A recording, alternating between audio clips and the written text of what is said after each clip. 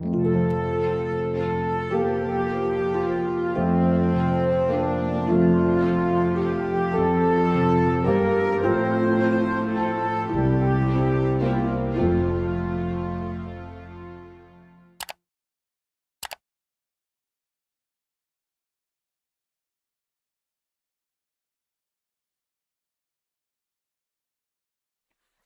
tal, mis queridos hermanos? Bienvenidos a un nuevo video de Ministerio Séptimo Milenio, el capítulo número 22 de esta serie del deseado de todas las gentes a la luz de la doctrina de Dios. Seguimos analizando este precioso libro escrito por Elena G. de White, titulado El deseado de todas las gentes, y lo hacemos con una óptica especial, particular, buscando aquellas perlas que nos muestren al Dios verdadero, que nos permitan a conocer quién es el verdadero Dios, quién es Cristo, quién es el Espíritu Santo, poder tener un conocimiento y una doctrina pura en este tema tan pero tan fundamental para la salvación. Como les decía anteriormente, estamos en el capítulo 22 y este capítulo, por lo menos por eh, el protagonista principal no va a ser Jesús, sino que va a ser Juan el Bautista. Y es un capítulo que a mí me conmovió. Eh, yo siempre les recomiendo, ¿no? Que puedan leer, que no solamente se queden con lo que yo pueda decir, sino que puedan ir leyendo capítulo por capítulo. Y cuando uno se sumerge en el relato, es posible imaginarse todo lo que iba sucediendo, poder hacerse imágenes y vivenciar la historia de una forma eh, bien compenetrado. Y es lo que me sucedió a mí en este capítulo, que no pude evitar que las lágrimas rodaran por mis mejillas al ver, ¿no es cierto?, el final de Juan el Bautista. Así se titula el capítulo, Encarcelamiento y muerte de Juan. La sierva del Señor nos cuenta que, bueno, Juan el Bautista había sido el primero en proclamar el reino de Dios, y así como fue el primero en proclamar, también iba a ser el primero en sufrir. Ya la fama de Juan eh, se había dispersado por toda la nación judía, eh, un poco ahora opacado por Cristo, que se llevaba todas las miradas y todos iban hacia él, pero de todos los que conocieron a Juan, la sierva del Señor cuenta que si bien no hizo descender fuego del cielo, no hizo milagros, eh, todo el mundo pudo decir lo que Juan dijo de Cristo ciertamente fue verdad. De él fue escrito, preparad las sendas del Señor, enderezad los caminos. Especialmente esa profecía fue escrita por Juan el Bautista y fue cumplida a la perfección, ¿no es cierto? El tema es que Juan el Bautista había tomado sobre sí la responsabilidad de llevar a Israel a un arrepentimiento como nación, y él la verdad es que no estimaba su vida más que ser fiel a su obra, y es por eso que de igual forma, tanto a una persona humilde como al mismo rey, Juan no dudaba en declarar sus pecados y llamar al arrepentimiento. Y esto pasó muchas veces con el rey Herodes Antipas, que justamente era el que gobernaba el territorio que estaba al este del Jordán.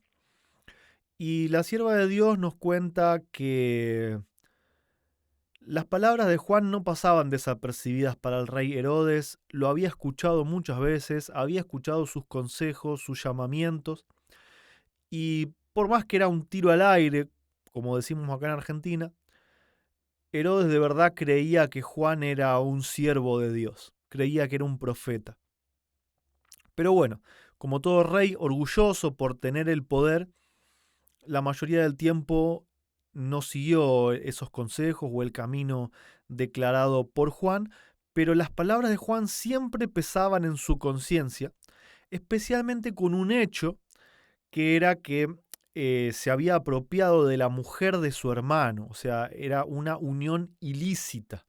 Entonces, cuando Juan se lo declara, Herodes lo escucha y mucho tiempo luchó contra ese cargo de conciencia, quiso romper los lazos con Herodías, que había sido su cuñada, pero sin embargo, como dice el dicho acá en Argentina, ¿no? Un pelo de mujer tira más que una yunta de bueyes.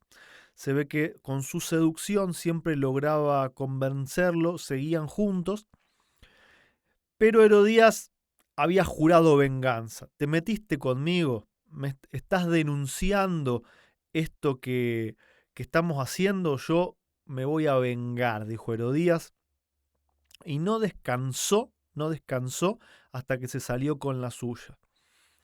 El tema es que, por más que Herodías le pidiera directamente a Herodes que matara a Juan, Herodes tenía mucho respeto por Juan, lo consideraba un hombre de Dios, y por eso Herodías tenía que planificar algo por detrás, algo oscuro, sucio, y fue así que en el cumpleaños de Herodes, se organizó una fiesta muy grande. Para todo esto, Juan el Bautista ya había estado preso por pedido de Herodías, pero Herodes lo tenía preso como diciendo, bueno, en algún momento lo voy a soltar para que mi mujer no me moleste, para darle un poco el gusto. Y llevaba varias semanas preso, quizá algunos meses, y, y bueno, Juan estaba un poco desesperado, ¿no es cierto? Y cuenta la sierva del Señor que Juan también empezó a dudar, que los demonios empezaron a hablar a sus oídos y mismo los discípulos de Juan le ponían en duda, ¿sí? Esa duda de decir, che, si Cristo es el Mesías, ¿por qué no te viene a salvar? ¿Por qué está dejando que sufras, incluso que puedas terminar muerto? Y Juan un poco cedió a todas esas dudas, un poco, porque tampoco quería abiertamente que sus discípulos se rebelaran contra Cristo, ¿no? Entonces decidió mandar a 2 de sus discípulos a que le pregunten a Cristo si era él el que había de venir o si debían esperar a otros. Los discípulos fueron con Jesús, le hicieron la pregunta. Jesús no le respondió, sino que durante todo el día le dijo, bueno, síganme y vean todo lo que yo hago, ¿no? Y cuenta la sierva que él sanó a derecha, a izquierda, que alivió los dolores de todos, que curó ciegos, que sacó demonios. Una obra tremenda durante todo un día. Y entonces al final del día le dice a los discípulos de Juan, váyanle y digan a Juan lo que han visto y lo que han oído. Entonces, cuando Juan escuchó todo esto, recordó las profecías bíblicas que hablaban de que el Mesías iba a venir a sanar a los oprimidos, a quebrantar el yugo del pecado, y se convenció verdaderamente que Jesús era el Hijo de Dios y era el Redentor, delante del cual él había aparejado el camino para que los demás creyesen en él. A todo esto llega el cumpleaños de Herodes y cuenta la sierva de Dios que esto fue una fiesta con todos los lujos, orgías, comida, cervezas, vino, muchos invitados de los más nobles, de los príncipes y de la alta alcurnia, todos en una orgía constante. El rey y la mayoría de todas las personas ya borrachos. Y entonces Herodías trae a su hija Salomé, que la sierva describe que estaba en su primera flor de la edad de ser mujer, era una adolescente, hermosa, voluptuosa en su belleza, pasando a ser mujer, así que más morbo todavía había en todo esto, y la vistió seguramente totalmente sensual y la puso a bailar delante de los invitados. Esto era algo que no se hacía, la realeza, los hijos de los reyes, los príncipes, las mujeres no se, no se exhibían de esta forma, pero este era el plan de Herodías. Se dice que Herodes, viendo la orgía constante, borracho y lleno de comida hasta las narices, veía a esta niña hermosa y estaba que le hervía la sangre, ¿no es cierto? En ese momento, entonces, queriendo hacerse ver que tenía poder, le dice: pedime lo que quieras, pedime lo que quieras, hasta la mitad de mi reino te voy a dar, le dijo a Salomé. Entonces Salomé fue con su madre y le dijo: ¿qué le tengo que pedir? Y ahí Herodías le dice: decile que te traiga en un pinche, que te traiga la cabeza de Juan el Bautista. Al principio dice que Salomé se negó, pero la insistencia de su madre fue más, y cuando la presentó delante de Herodes, Herodes se quería morir. Se quedó atónito, se quedó triste, no podía volver sobre sus palabras porque eso hubiese sido perder toda la autoridad. Y dice que le dio la oportunidad al público presente, público que conocía a Juan, que, que se había puesto alerta en cuanto a su conciencia por las predicaciones de Juan. Muchos se habían arrepentido, obviamente después volvían a caer, pero todos creían que Juan era un siervo de Dios y les dio la oportunidad de que alguien lo defienda, de que digan: no, no, te liberamos de tu promesa. Pero estaban todos tan borrachos y en orgía y en comida que ninguno tuvo la perspicacia y el discernimiento en ese momento. Estaban todos tan embotados que nadie defendió al profeta. Y así fue como el rey Herodes, muy a su pesar, tuvo que dar la sentencia de muerte y traer en un pinche la cabeza de Juan. Y cuando Herodías ve la cabeza, dice que grita de alegría con un insulto, festejando que su venganza había sido realizada. Y esta es la parte donde el corazón se estruja, ¿no es cierto?, y cuesta hablar. Sin embargo, tenemos las palabras de Jesús, ¿no es cierto?, con respecto a sus discípulos. No quería que la gente se quede con la última faceta de Juan, donde estaba siendo atormentado por los demonios en la cárcel. Esa faceta un poco de duda, no quería que se queden con eso. Entonces el Señor Jesús dijo: mas dijo Jesús, ¿qué saliste a ver? ¿Un profeta? También os digo, y más que profeta, porque este es de quien está escrito: he aquí yo envío mi mensajero delante de tu faz, que aparejará tu camino delante de ti. De cierto os digo que no se levantó entre los que nacen de mujeres otro mayor que Juan el Bautista. En el anuncio hecho a Zacarías antes del nacimiento de Juan, el ángel había declarado: será grande delante de Dios. En la estima del cielo, ¿qué constituye la grandeza? No lo que el mundo tiene por tal, ni la riqueza, ni la jerarquía, el linaje noble o las dotes intelectuales consideradas en sí mismas. Si la grandeza intelectual fuera de cualquier consideración superior, es digna de honor, entonces debemos rendir homenaje a Satanás, cuyo poder intelectual no ha sido nunca igualado por hombre alguno. Pero si el don está pervertido para servir al yo, cuanto mayor sea, mayor maldición resulta. Lo que Dios aprecia es el valor moral. El amor y la pureza son los atributos que más estima. Juan era grande a la vista del Señor, cuando delante de los mensajeros del Sanedrín, delante de la gente y delante de sus propios discípulos, no buscó honra para sí mismo, sino que a todos indicó a Jesús como el prometido. Su abnegado gozo en el ministerio de Cristo presenta el más alto tipo de nobleza que se haya revelado en el hombre. Y recuerdo las palabras, ¿no es cierto?, de Juan: es necesario que yo mengüe para que Él crezca. No hubo hombre más grande nacido de mujer delante de los ojos de Dios que Juan el Bautista. Seguimos con algunas citas subrayadas. Esto, bueno, es lo que comentaba de la historia, ¿no es cierto? Cuando, totalmente borrachos, Herodes esperó en vano ser dispensado de su juramento, ¿no?, de dar la sentencia de muerte. Luego ordenó de mala gana la ejecución del profeta y fue traída la cabeza en la presencia del rey y sus huéspedes.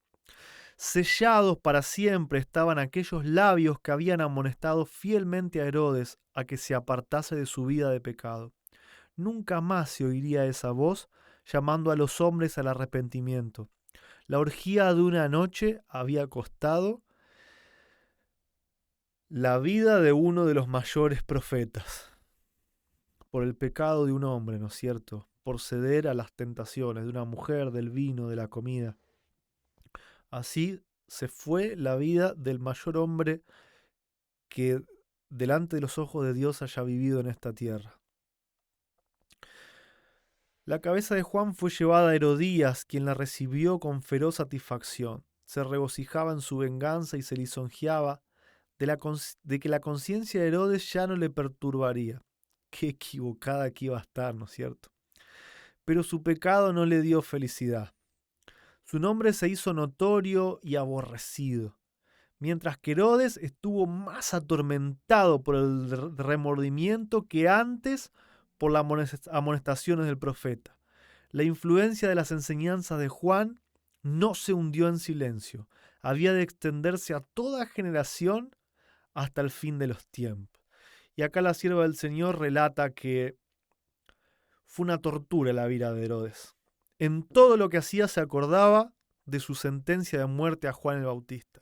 Yo creo que vio la cabeza de Juan todos los días de su vida y se arrepintió amargamente el haber estado con esa mujer del diablo.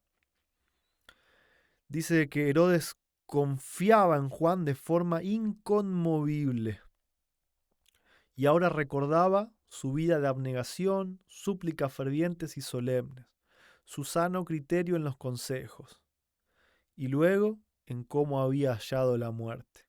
No encontró descanso, nunca más descansó en paz. Quedó impresionado por las palabras de Juan que nada puede ocultarse de Dios. Se sintió desnudo, sintió que Dios había visto ese día las orgías, la comilona, el alcohol y de él ejecutando a Juan el Bautista. Eso es lo que produce el pecado, ¿no es cierto?, en la vida del ser humano. Para muchas personas, un profundo misterio rodea la suerte de Juan el Bautista.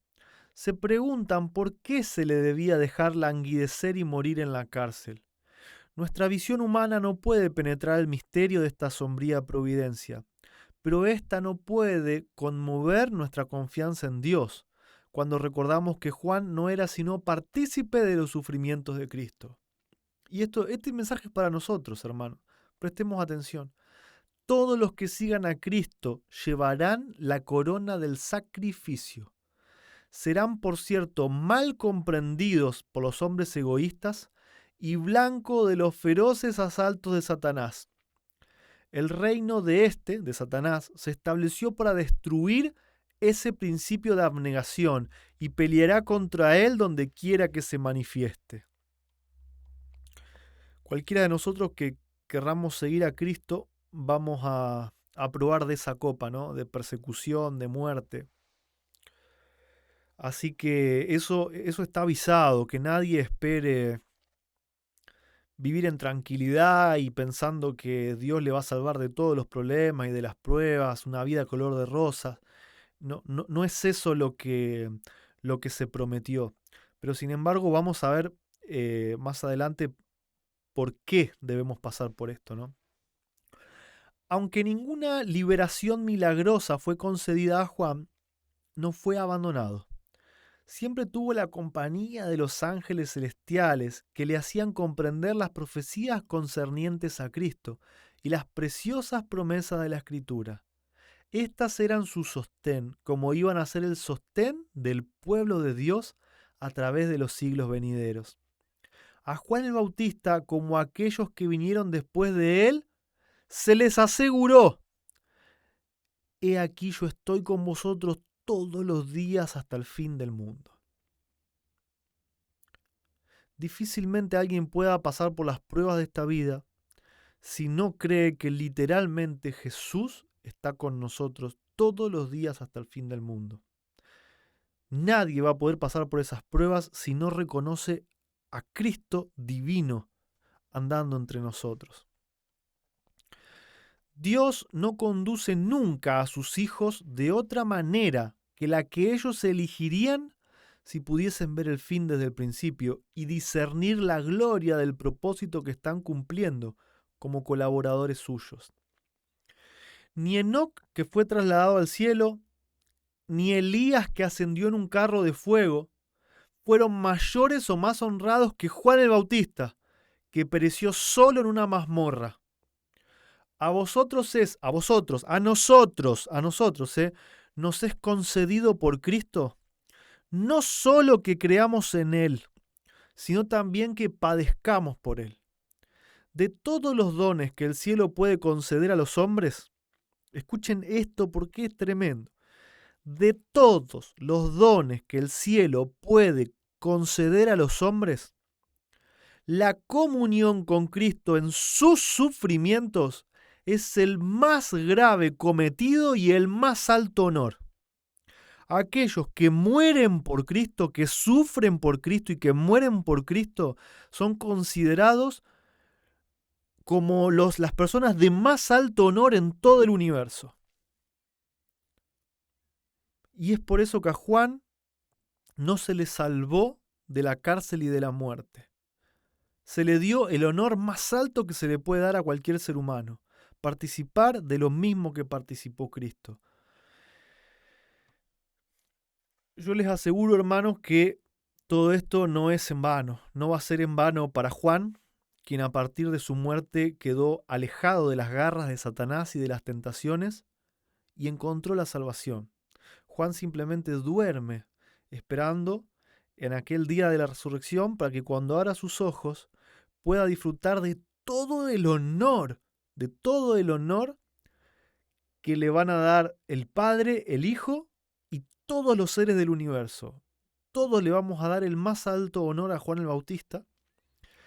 Y si a alguno de ustedes o a mí nos toca pasar por lo mismo, quizás estemos en una fila, uno al lado del otro, junto a Juan el Bautista y a todos los que ya murieron por Cristo.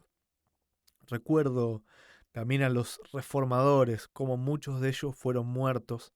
Historias también muy conmovedoras, como la de Hus, como la de Jerónimo. Hus en la hoguera, ¿no es cierto?, siendo quemado, diciendo: ¿cómo yo me voy a arrepentir? ¿Cómo yo voy a negar a Cristo, al que he enseñado? Nada, que venga sobre mí lo que tenga que venir. Esto tiene como premio el más alto honor del cielo por toda la eternidad. No se compara con nada el hecho de, de poder estar en ese lugar por toda la eternidad. No hay nada acá en la tierra. No vale la pena tratar de zafar, tratar de ver cuánto poquito más durás. Nada vale la pena si por eso tenemos que negar a Cristo, si por eso tenemos que negar al Padre. Si es necesario morir por la verdad, así debemos hacerlo, como fue con Juan el Bautista, y nuestra recompensa será en sobremanera grande. Por los siglos de los siglos, por toda la eternidad, recibir todo el honor de parte de Dios y de todo el universo. Esto es un comentario personal. Siempre a mí cuando me hablan de los 144.000, digo, sí, me encantaría ser de los que queden vivos para ver la venida, ¿no? Pero después cuando leo las historias de los mártires y también la sierva de Dios en otro de sus libros, si no me equivoco es Primeros Escritos, ella ve una visión del cielo donde es llevada incluso al santuario, en el cual no puede entrar, pero en ese camino ve gente que tenía un vestido blanco con una franja roja en los bordes de abajo y preguntó qué simbolizaba y ese vestido pertenece a todos los mártires, a todos los que perdieron su vida por amor a Cristo. Y hay veces que me veo más en ese lugar, ¿no es cierto? O por lo menos el deseo, porque después debe ser incomprensible en este momento llegar a ese punto, ¿no?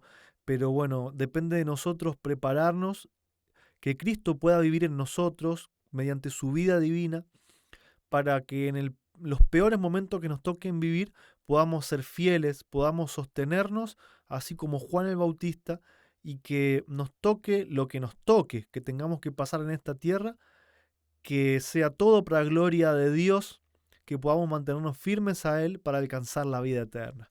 Que Dios los bendiga y los espero para la próxima.